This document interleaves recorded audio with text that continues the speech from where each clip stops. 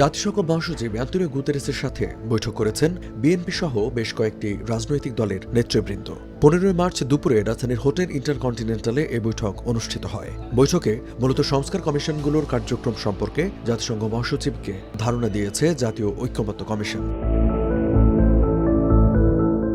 বৈঠকে বিএনপির হয়ে দলটির মহাসচিব মির্জা ফখরুল ইসলাম আলমগীর ও স্থায়ী কমিটির সদস্য সালাউদ্দিন আহমেদ, জামায়াতের সেক্রেটারি জেনারেল মিয়া গোলাম পরোয়ার, এবি পার্টির সাধারণ সম্পাদক আসাদুজ্জামান ফুয়াদ, জাতীয় নাগরিক পার্টির আহ্বায়ক নাহিদ ইসলাম, গণসংহতি আন্দোলনের প্রধান সমন্বয়কারী জোনায়েদ সাকি ও সিপিবির সাধারণ সম্পাদক রুহিন হোসেন প্রিন্স অংশ নেন।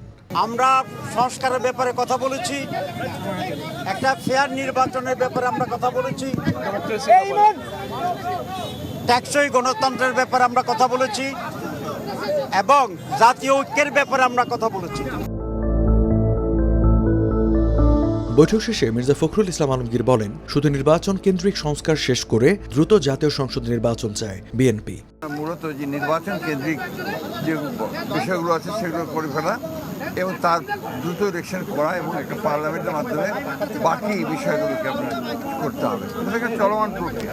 বিএনপি স্থায়ী কমিটির সদস্য সালাউদ্দিন আহমেদ বলেন, সংস্কার ও নির্বাচন কিভাবে হবে সেটি বাংলাদেশের অভ্যন্তরীণ বিষয় বলে জাতিসংঘ মনে করে। এদেশের জনগণকেই তা নির্ধারণ করতে হবে। গণসংহতি আন্দোলনের প্রধান সমন্বয়কারী জোনায়েদ সাকি বলেছেন, আন্তর্জাতিক মানদণ্ডে জুলাই গণহত্যার বিচার নিশ্চিতে জাতিসংঘের সহায়তা চাওয়া হয়েছে। এছাড়া সংস্কার ও নির্বাচনের বিষয়ে ঐক্যমত্য নিয়ে নিজেদের অবস্থানও তুলে ধরা হয়েছে। বৈঠক শেষে জাতীয় নাগরিক পার্টির আহ্বায়ক নাহিদ ইসলাম বলেন, আমাদের জনগণের কাছে আমাদের যে কমিটমেন্ট সংস্কারের যে ধারাবাহিকতা সেটার বাস্তবায়নের জন্য আমরা জুলাই সনদে তার দ্রুত বাস্তবায়নের কথা বলেছি।